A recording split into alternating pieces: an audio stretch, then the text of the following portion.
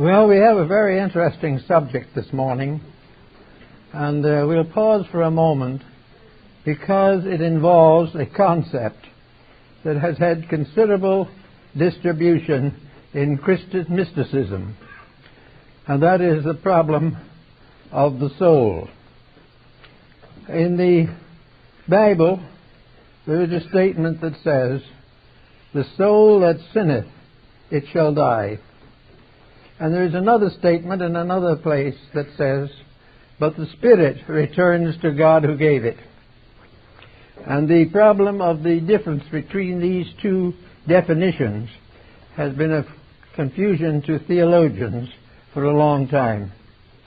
Actually, according to the ancient beliefs in these matters, the soul was a vestment, the golden wedding garment, the garment that was to be worn to the wedding of the Lamb, and actually was a phase of the magnetic field of the human body.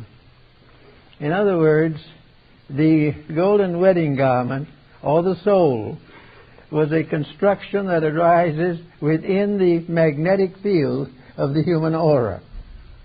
In other words, as the works of goodness, as the desire to grow increases, and the individual makes certain changes and improvements in his own life pattern, there are changes in the magnetic field.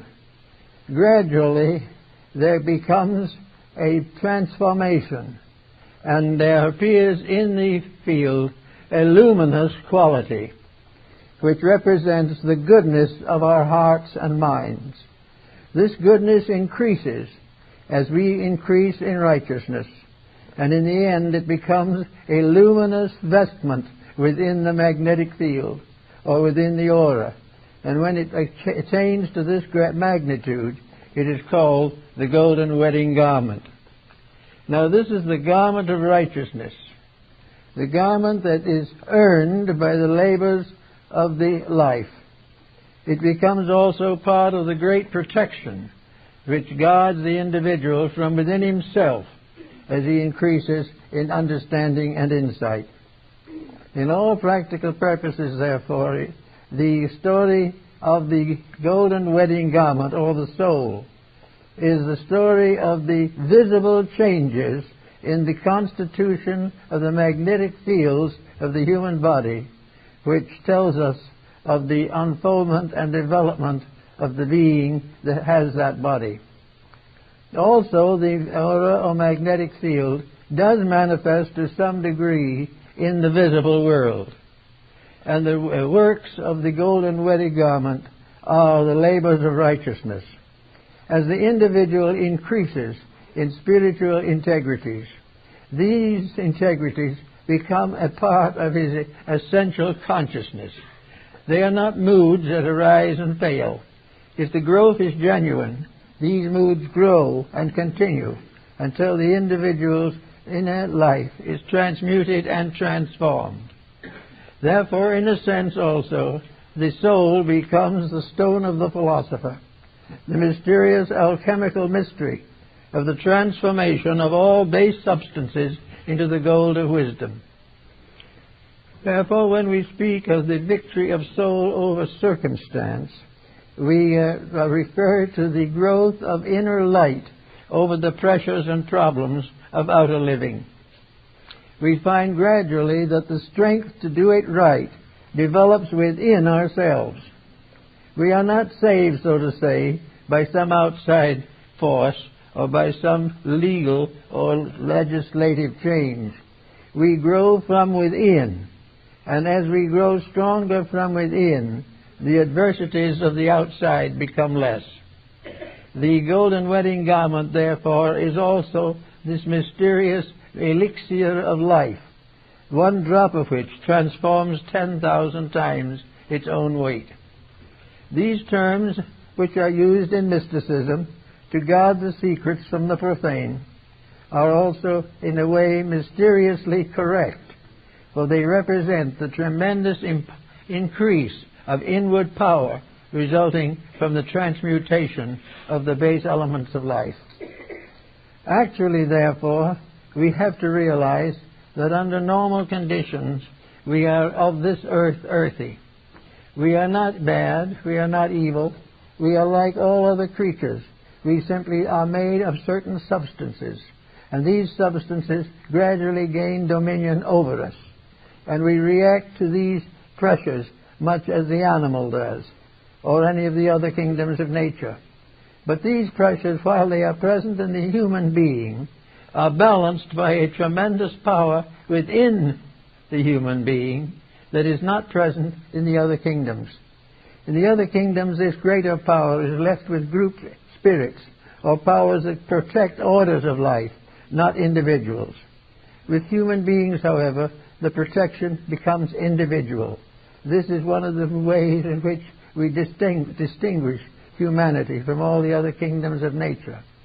Humanity has the power of redemption within itself, and each individual has the power of redemption within himself.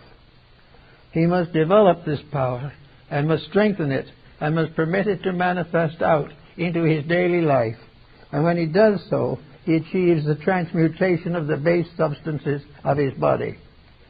Now, base substances in this case does not mean evil substances.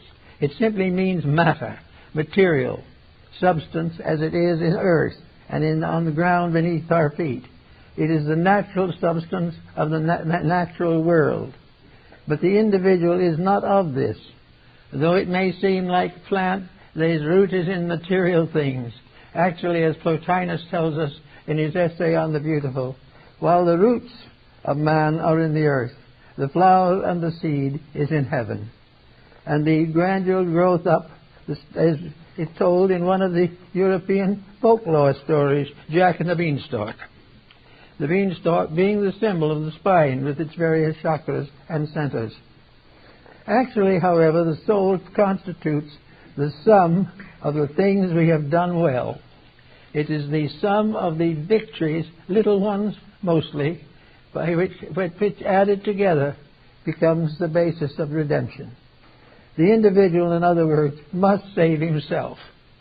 He cannot be saved by any outside power, nor can he be destroyed by any outside power. He must grow according to his own inward life and the powers that were bestowed upon him when he was set forth as a creature in this great world. Each individual, therefore, is building his own wedding garment. He's building his own soul out of his departments, out of his way of life, out of the parts of his nature, out of all the circumstances which occur to him every day. Life is a series of small victories over doubts, uncertainties, temptations. Wherever there is a victory, there is another flash of light in the soul body. And gradually this body becomes luminous, like the Christmas tree which Luther uses to describe it. This soul body, then, is gradually building up, and out of its building comes the securities of life. Out of the power of this increasing soul body comes the power to still improve more rapidly and make further growth. The immortality of man is growing up in him in a mysterious substance. His bodies have a material immortality in the earth. His spirit has an immortality in heaven. And between these two is the soul, the bridge, the mysterious elixir of transformation which we find in our daily living. I think it is well, therefore, to remember that even small, nice things, nicely done, are important. It is important when the unkind word is not spoken. It is important when the individual gives the small deed of goodness, which may be a momentary inconvenience. It is important that the person receives the insight and the wisdom to recognize that every small victory, added to all other small victories, forms the great victory which we call salvation. Salvation is nothing, therefore, but the victory of reality over illusion, the victory of the truth over error, the victory of unselfishness over selfishness. is in every case is the victory of the negative over those things which are positive and contribute to the common good. Therefore, we think of the soul now as a mysterious, luminous vestment. And we know by going back to the ancient writings and the ancient pictures on the walls of temples and in scrolls of ancient times, that these pictures showing the robes of royalty, showing the vestments of the high priest of Israel, showing the wonderful garments of glory of the Indian sages, all these are pictures of this mysterious, magnetic, internal soul garment. The individual, according to the ancient Kabbalists and mystics, cannot enter heaven in the physical body alone. Therefore, he must leave the physical and go forth in the robe of glory. And the robe of glory is first a plain white garment, the garment of innocence, the garment of purity, the garment of the effort not to do that which is wrong, to purify the life, to live constantly in the light of reality. After a while, this garment is given a further development. And in the description of the tabernacle in the wilderness, we find the description of the garments of the priests and of the high priests of the tabernacle and the temple of Solomon the king. We find similar descriptions in Egypt, also in India and China. Mysterious, gloriful robes, great and stately symbols, all of which recognize are but physical representations of the invisible energies that emanate from a redeemed person. Now, a redeemed person is not one who is saved by something. A redeemed person is one who outgrows the limitations which he has placed upon his own life. We all view ourselves in one way or another. We think of ourselves as we know ourselves. We look in the mirror and we say, this is myself. And this is not true. What we are seeing is a shadow. And because of the eyes see only shadows, this is all of the being that we see. A mystic or clairvoyant under certain conditions may see more, but for the average person, the visible form which we behold is the real self. It is this same self that dictates our appetites, that demands our attention, that requires that we fulfill its ambitions. It is this shadow that has an appetite which can result in physical ailments. It is this shadow that breaks homes. It is this shadow that breaks laws. It is this shadow also that perpetuates the distance between the individual and the happiness and truth we are all seeking. So this shadow is the power of darkness, and it has no reality whatsoever. It has merely the fact that we do not have the eyes to see. And as Bamey says, those who have eyes, let them see. Because all of these things that we talk about are available to the eyes of the soul, but they are not available to the eyes of the mind. And the eyes of the soul, to meet the old requirements, are a development of faculties that are latent until they are developed by the unfoldment of the integrities of personal life. The magnetic field of the individual begins very largely as a physical support. It is something to nourish the body, to maintain it, and to protect it. Gradually, as the time goes on, after one embodiment or another, this magnetic field begins to register the moral qualities of life. It gradually begins to show the colors of good and evil. It begins to represent the part of us which is invisible and tells us the sad story of ourselves, the story of the individual who in the midst of a great wisdom remains untouched by the truth that he needs so badly. And in our present day, with the pressures and confusions of the hour, it is obvious that there must be a victory of soul over body. There must be a victory of cause over effect. There must be a victory of realities over illusions. Now, we live largely in a world of illusions. And in a sense, as we have a physical existence now, all the elements that make it up, all the habits that we have, all the institutions we maintain, the entertainment we choose, the ideas of education we keep, all of these are part of what might be called the obscuration of ignorance, and they are part of the negative individual magnetic field. While we live in the negative field, we react to the negative factors, and little by little these negative factors destroy us, or at least they impoverish the spiritual values within ourselves, until finally inside of ourselves the colors and luminous forms of the magnetic field become clouded and dark and dismal. The magnetic field of the narcotics addict is a rather pathetic thing. The narcotic field of the person who has no integrities, no values, who lives upon a surface of ignorances is bad. And also, this magnetic field, being negative, perpetuates itself from within itself.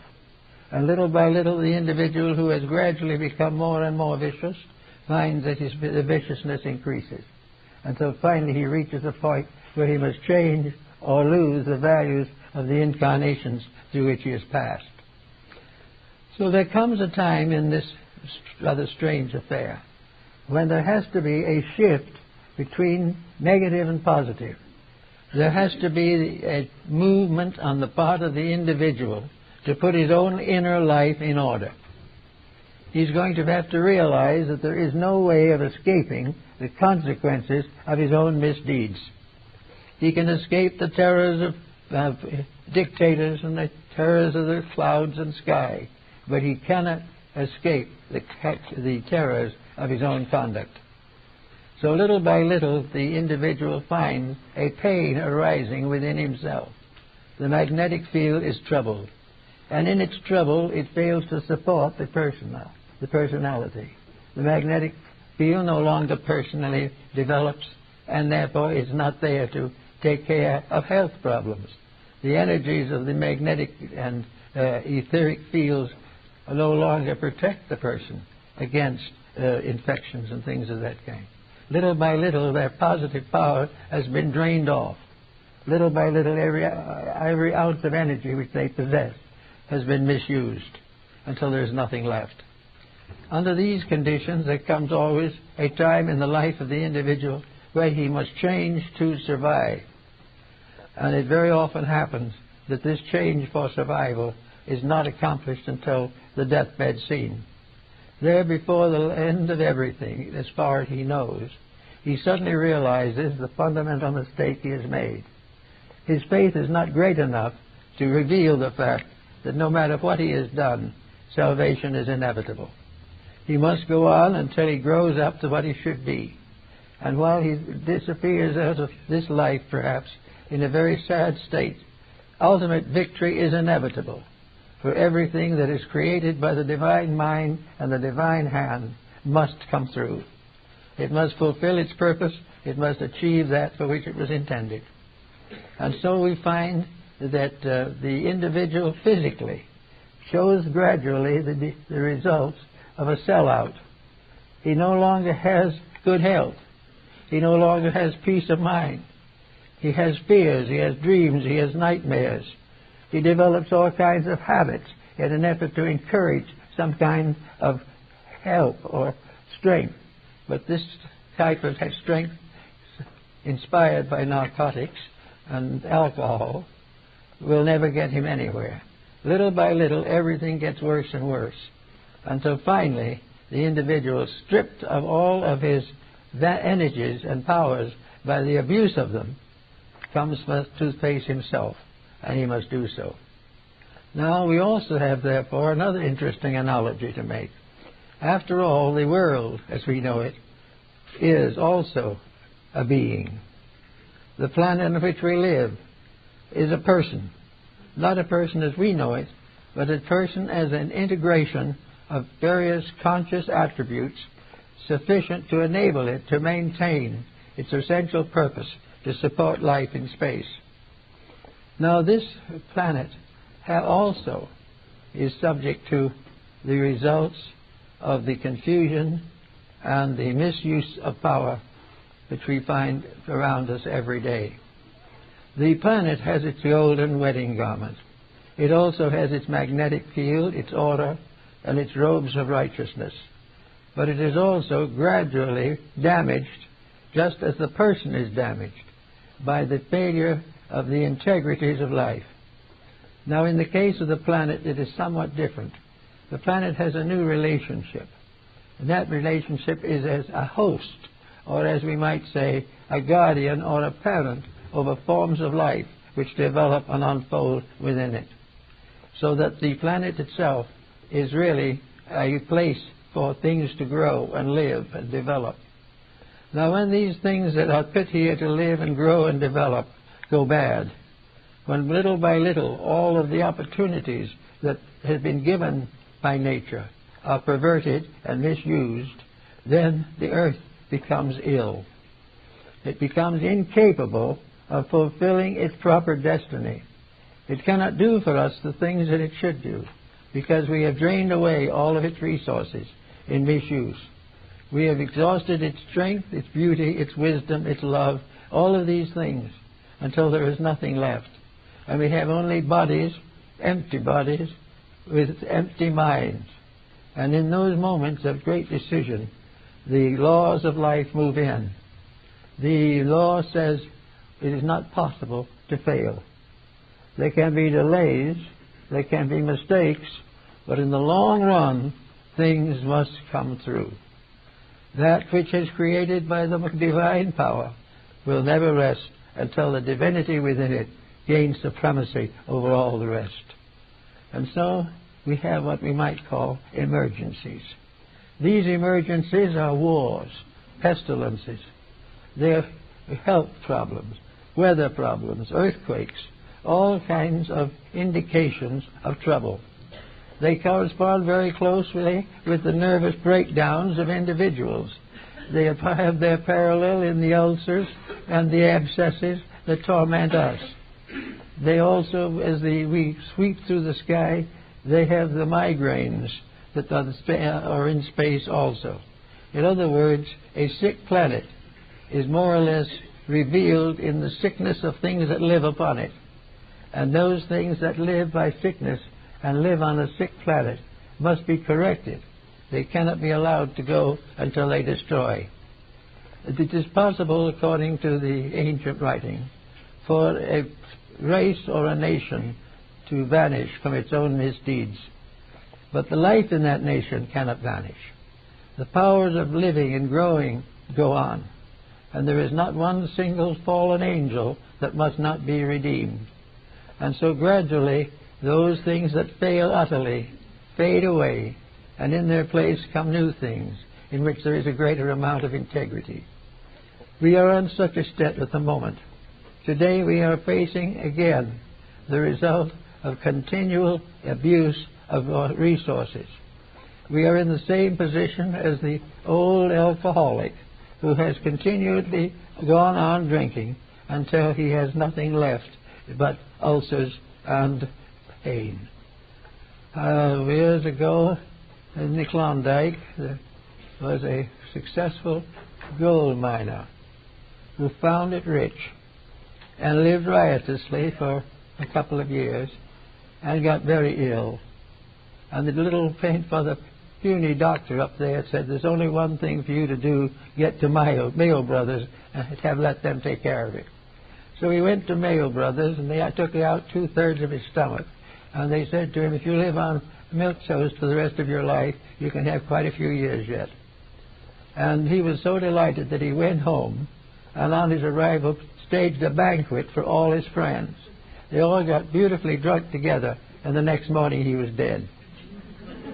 Now this is symbolic of the way things go. And it is symbolic in a way of the plans of nature, which are very simple, very obvious, but have strange truth behind them. An inevitable fact that you have to obey or else. Now when you find a country or a world as it is today, it is the same thing in nations and in planetary populations as it is in towns and in our private homes. Always where there is something wrong, the inner life of the person is injured. And this golden wedding garments, this soul body, which we are gradually building up, is damaged and delayed and frustrated by the excesses of a poor and unthoughtful generation. We have every possible way to understand this. We have it every day. We have it in every newspaper. It comes to us every time we turn anything. This troubled world. But what the records do not necessarily tell us is the troubled individuals. The persons we know in the same block, possibly under the same skin, we do not recognize as passing through the same kind of crisis. The crisis in the person becomes the crisis in the race. And those mysterious powers that destroyed the lost Atlantis are gnawing at the roots of our civilization.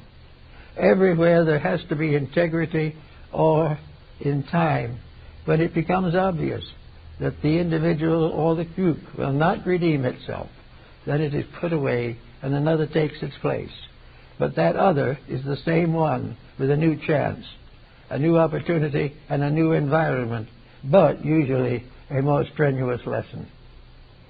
So in the study of all these things, we sometimes also say to ourselves, why should we try to improve our natures? Why are we all studying in the effort to be a little more than we have been? We are studying very definitely because inside of us is something that is suffering. There is pain in the heart, in the mind. There is worry. There is anxiety. And there are constant compromises of integrities with bitter consequences. All these things are happening to us every day. And we do not know what to do about it. We feel that there should be someone make a law to put these things straight. This is impossible, because we cannot make laws for each other. We must make a law for ourselves and live it. And the only remedy for the problem is not to try to legislate out of it, but to get out of it through the positive application of principles to our own conduct. And this is beginning to get more or less obvious.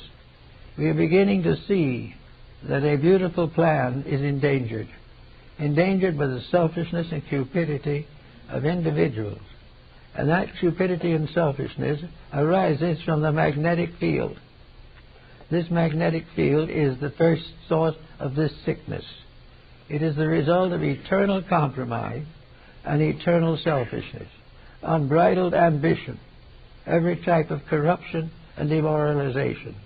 These things have sickened the source of our vitality. They have sickened the invisible supplies which we require in order to grow and fulfill our destiny. Now, these ailments are well known to the ancients. We find in the various clinics of Hippocrates and later in the writings of Paracelsus von Hohenheim that the ancients were well aware that the great source of our pain is inside, not in the world. That the world suffers because we are wrong, and that we are suffering because not of the sorrows of the world, but of our own failure to put our own lives in order. Now we have a new world civilization here today that is the most complicated that man has ever known. A civilization in which all kinds of conflicting ideas float about in the air, in which nations are ready to go to war to the death over wealth, of power, authority. And this is just a little bit of an enlargement of the ruthlessness of the individual who, moving in upon a competitor, seeks to destroy him. The selfishness of the individual multiplied becomes a vast host of beings that perpetuate selfishness in space and all around us. And the planet itself is sickened, and the earth under our feet is corrupted. Now there's only one way we can solve this, and that is to make the changes in ourselves. And we can say perhaps, well, so what? Supposing a few of us do make these changes, how are we going to face the millions who are not going to change? They're going to go on and do it wrong as long as they can. Well, the answer is very, very simple. What they do, they must face. But when we change, That change is personal and to ourselves. No matter how bad the rest get, we can get better. No matter how many mistakes they make, we do not need to make them. And the proof of the matter is that at the great harvest time, when it comes for us to go and join the ages in the sleep between incarnations, we will take with us everything that is good, and nothing that is not our own can know us. Therefore, even though in life we are penalized, in the great life of things we are rewarded. And it is better to be rewarded for the good things than to continue to suffer the penalization that we must all suffer while all these things go wrong. So here we have religion. Religion, which is probably the world's most beautiful source of inspiration, divided into sects and creeds with various mysterious social changes, with wars and riots and intolerances of all kinds. Religion, which should be the source of unity and goodness, is likewise divided. And that religion which is divided will fall, just as all the other things fall. And when it does fall, people will say it was reformed by some mysterious divine power. It was reformed because each individual who understood the facts changed their attitude, and in changing their attitude changed the destiny of the faith. Everything begins with the improvement of the individual. This is his realm. This was created for his perfection. This was put up into existence that he might grow and earn his place in the great house of the cosmos. Everything that is good must come through him, and it will come to him from the great sources of good. And the great sages and the rishis and the saviors who have come to teach mankind have come to bring encouragement and strength and redemption. It is like the alcoholic who, becoming very badly sick, will bring in somebody to console him and try to help him to get over it. So he will bring in a physician or something who will tell him to stop drinking and try to help him to stop so that he can go on, redeem himself, and go forward. So there are physicians of souls who have come to help us, not to do it for us because they cannot, but to inspire us to make the changes ourselves which are essential to our well-being. Just a little change here and there in our social structure would cut down our divorce rate probably 50%. A little change in some of our rules about this and that would probably cut down most of the problems that we suffer in juvenile delinquency.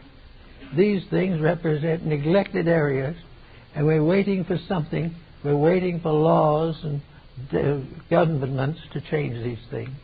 But the only person who can change them is the family itself. It's the united gathering of the parents and the children, bound together to do what is right.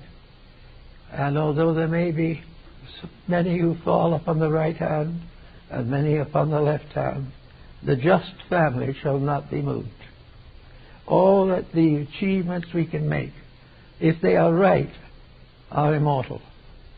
That is one of the mysteries of the old writings, that every time a truth was demonstrated, it received wings and became an angel. And truths become immortal. And realities become immortal. And those who cling to them and those who live with them gain their own immortality. That which is true cannot die. That which is false cannot live. This goes through nations, it goes through everything. It becomes part of our priceless heritage. It becomes part of our hope of glory. So we know that today we are at a critical point, and that all the available resources of civilization must be united to achieve a positive transformation of our purpose for existence.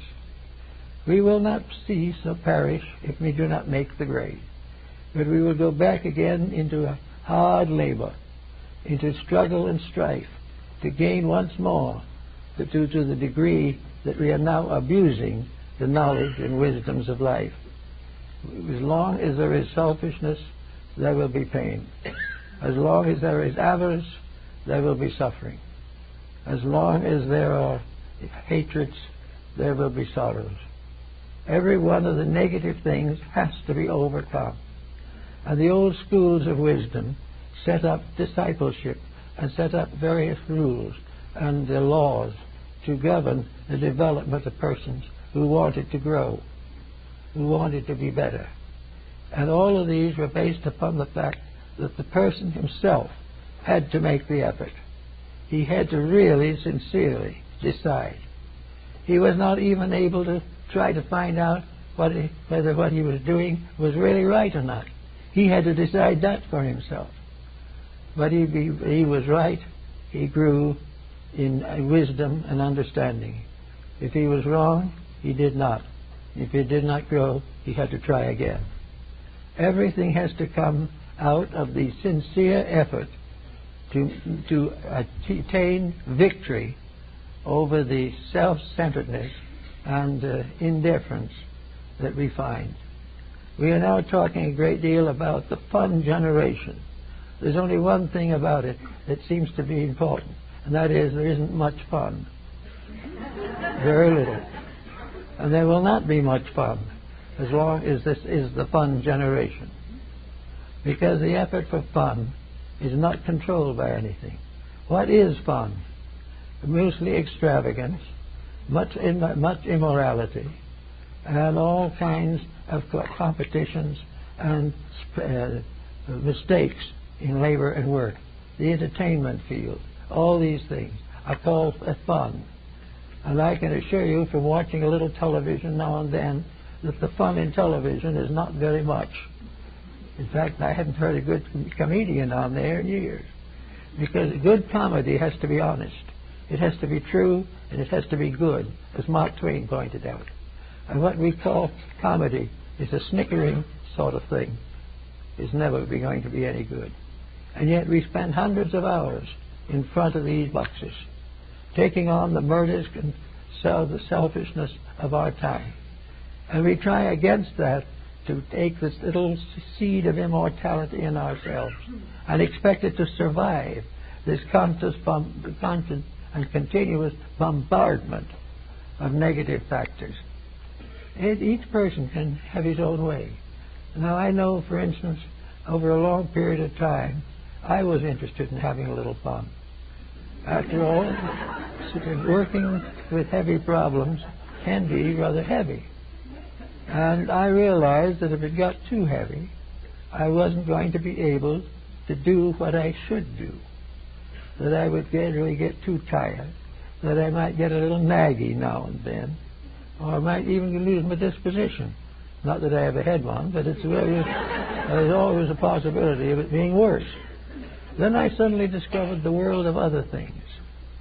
The people that are now wandering around in all these fun actions are really not having much fun at all. They're really very largely spending money and waking up in debt. And those who spend enough money are waking up sick. And those who are very wealthy are waking up dead. It is not a very progressive problem. So we suggest looking around. There are all kinds of interesting and wonderful things to do, things that help us to learn. And we can go back to the old guild systems that dominated Europe for centuries.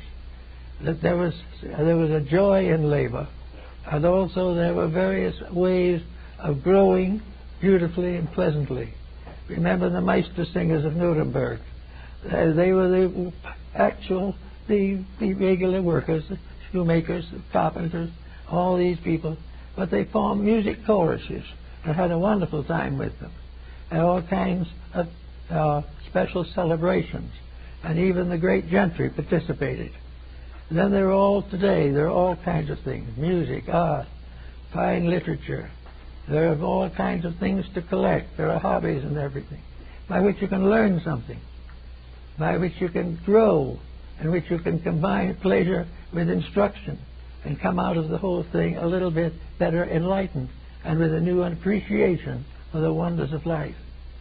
But instead of that, we sit glued to the tube, and there we sit and watch mayhem that isn't even real, that is merely written, compiled, and presented for the simple purpose of selling products. It is a very bad thing. We are falling for it, but we must, as individuals, pull out of it. And if we do pull out of it, we will discover that we are never captured in it unless we capture ourselves. That there is no reason why the magnetic fields of the body should be contaminated. There are no reasons at all why the individual has to lower his moral code in order to keep abreast of his time. If his time is below him, he must rise above his time. If there are things that he should be doing and he is neglecting to have a fun that is never there, it is time for him to wake up. Now, the answer has always been you can't move all these people. You get one started, and you put a law in, and you think you've got something blocked, and immediately somebody comes up and objects. And there's a great big political system, a great congregation of voters and so forth. And of course, in mass of this nature, the majority is liable to rule, and the majority is liable not to be right. Therefore, that isn't the answer. You can't simply make a law against this and a law against that. What you can do is make a law for yourself. And I believe it was Woodrow Wilson who said on one occasion, it is better to fail in a cause that must ultimately win than win in a cause that must ultimately fail. And we have this problem on our hands today. We are mixed up in a cause that must fail. And we cannot necessarily depend upon others to see it our way. But we can try in every way possible to contribute nothing to the decay of life. Do everything that we can to make it better. Do everything that we can to make ourselves more fit for the job that is ours. If we could see the invisible structure of man, the tremendous amount of vibratory power there, the ages that were necessary to build all these bodies, and vibrate them and vitalize them, so that we could produce a standing, thinking, feeling creature that had within itself the germs of its own immortality. We have all these things, but we have not kept faith with them. And because we have not kept faith with them, we must now go back and start over. And we cannot be blamed for doing what is right ourselves. And if the world doesn't like it, it won't bother us, because we are only one person. But that one person being right is the secret of the beginning of righteousness. For in ancient times there were a few who were the great souls that led. Today we are in a different world. We are now in a world in which great souls must arise from the common people of the earth, and in so doing will make the simple laws of humanity dominant over the artificial laws and practices of our generation. I think we have to therefore recognize that it is our part to build this soul body, that it is within our right and our privilege to control the development of our own inner lives. Although all others may be unhappy, we may still be a little unhappy. But if we are doing the best that we can, there is a certain reward. A good deed is a prayer. A bad deed is a curse. We've had too many curses and not enough prayers. And a prayer for good is in the simple things we do to help a person in trouble, to help our own children to stay within the principles of integrity, to start them out right and not allow them to follow in the ways of our own slipshod behavior. Everything that we can do as an individual, we can do without much probability of being punished for it. Whereas most of the things we are doing now, punishment is inevitable and obvious. Let us try doing it right. Let us try to be one with progress, one with the law. And in the mysterious wedding of the Lamb, which is described in the book of Revelation, and which is part of our Christian heritage, those who attain the golden wedding garment come as great hosts of souls, luminous and beautiful, to attend the marriage of the Lamb. And this is the idea of it all. The marriage of the Lamb is simply the union of the individual soul with the world soul, and the return of the individual spirit to the spirit which is all spirit, always and forever the guiding power of life. We do not know where life is going exactly. We know where it will go for a time at least, if it doesn't change its ways. But we do not know what lies ahead for the human being. But all of the great teachers of the world have given us a radiant, glorious picture of that which is waiting us. They've all given us the vision of that which comes to those who transcend the errors and follies of their time. And we have been given several great religions, which may differ in the names they have given, but are essential and identical in their teaching. That it's only those who live the life that can ever know the doctrine. So in little ways we can start living it. And in living it little ways we will grow in righteousness. So this is our job. This is nothing terribly difficult. All we have to do is to prepare to live quiet, moderate lives. False ambitions have slain the ages. The glory of Alexander is gone. Caesar is dead at Pompey's power. Hitler and Mussolini have gone their way. All of the great dictators have left, and left nothing behind but monuments to sorrow. Little dictators have the same fate. Those who create a business and then bankrupt it for profit. All kinds of efforts to grow rich over the poverty of others. All of these things are part of a way of life that has come to too many people now. A way of life that has resulted in the fact that our ingenuity has outstripped our integrity. We can invent many things, but we do not know how to use them. And that which we do not use, we will abuse. Once upon a time there was a Roman who, digging in his garden, found a pot of gold. And he wrote a letter to the emperor.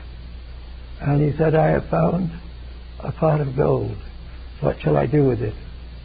And the emperor wrote back and said, use it. And the man wrote again to the emperor and said, Sire, I do not know how to use it. And the emperor replied, then abuse it. And that is exactly what happened. We have so many ways of getting things, but not very many good ways of using them. To have a thing means the power, when in reality it is an opportunity to grow. And unless we make more use of these opportunities, things are going to get worse. Now we face a few years in a great transition. There is bound to be a major change. We're asking for it. Or if we're not asking, we're acting for it. We are demanding it. And out of this is coming some very interesting things.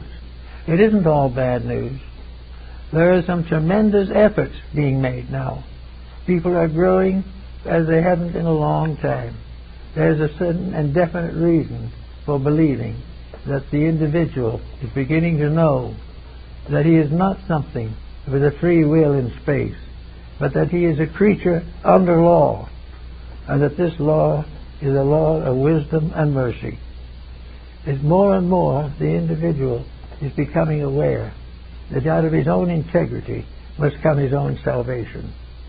We're realizing this and living accordingly, we can make a very powerful and positive contribution to the future of our people.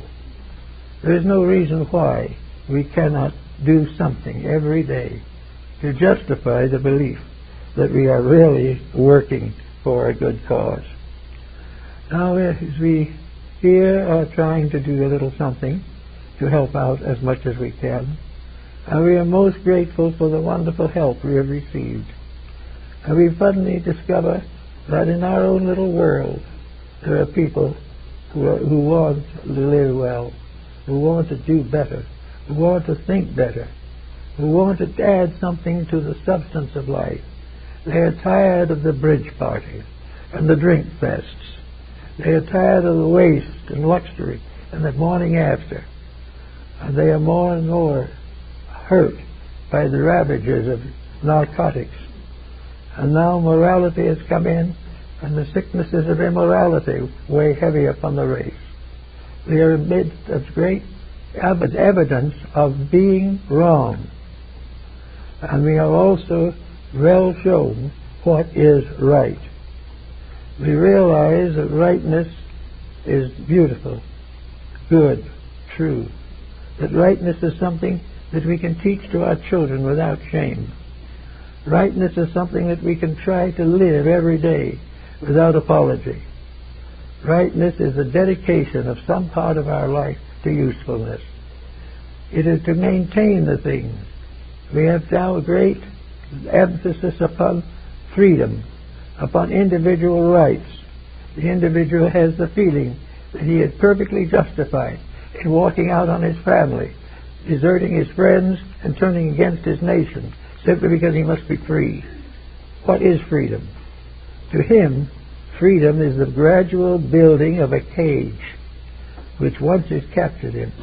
He is worse enslaved than in any other way. Freedom is really a form of self-slavery for most people. It is the individual putting his own likes and pleasures ahead of the common good and his own well-being. So these answers are not practical in our time. And we're looking around and we're seeing the gradual development of religion in a new way. We are coming closer and closer to a unity of faith, which will be a tremendous step in the right direction. We are also coming to realize that religion is not simply attending a place of worship. It is bringing the truth of life into the home, into the family, and into the business. The real religion is in the shop, in the house, in the school, in the hospital, in the courts. Religion is not something to talk about theology. It is to live the golden rule, to keep the 10 Commandments, and to realize that regardless of all our sophistication, we will never be able to outgrow the Decalogue or the Sermon on the Mount. These are inevitable and eternal fixtures. We can break them, but we suffer. We can keep them, and we will get well. And this is something each person does for himself. He does not do it because his neighbor has done it, or because the community is doing it. Maybe he hopes it will. But even if the community is doing it, unless it is a personal dedication of his own, it will not bring an end to his own misunderstandings and misuses of power. So we hope that everyone will remember a little bit that this golden wedding garment is also, according to St. Paul, the garment of divine love. It is love rising triumphant. It is the proof that when we really, sincerely love, we serve. And when we really, really love, we give. And when our emotions are false, we take. So in this we have also the inspiration that for most people, love has been made a stranger. We hardly even love our own anymore if they interfere with our ambitions. We will desert those nearest to us if they hamper our freedom. Everything must be freedom. But no human being who is ignorant is free. And no human being who can be free, who holds immoral, unethical, or materialistic institutions as important. We all have to recognize that freedom is the privilege to be right, and that this privilege belongs to us all, and the reward of it is freedom from the disasters of our mistakes. And there is no way we could ever win this battle. Look at the sky. Look at the stars. We can run a long time before we can rule them, or go out and even explore them, or take a chance to visit one of them without imperiling our own lives. We cannot change the infinite, but we don't need to, because the infinite is right, and we have no rightness greater. And the infinite is infinite love, infinitely manifested throughout infinite time and infinite space. And in this divine love we live. And as we live it, gradually it moves into us and becomes this radiant body of the soul. And the soul is the love in us, becoming the love in humanity for all that lives. And when we have developed this and become part of a universe of love, we will have no more worry over the sins of the flesh. They will correct themselves beautifully. The little children will not be deserted. They will not come into the world sick to death before they are hardly born. These things must change. A genuine regard coming from within ourselves will not only help this, but when we begin to practice this, the light of the soul inside of us will grow brighter and brighter, until soul power becomes master over all the brute force of the world, as it was mentioned by Mohandas Gandhi, so that all things are safe only when love makes the rules. And these rules made by love are found in all the great religions of the world, and also are inevitable and eternal in the human heart. Thank you.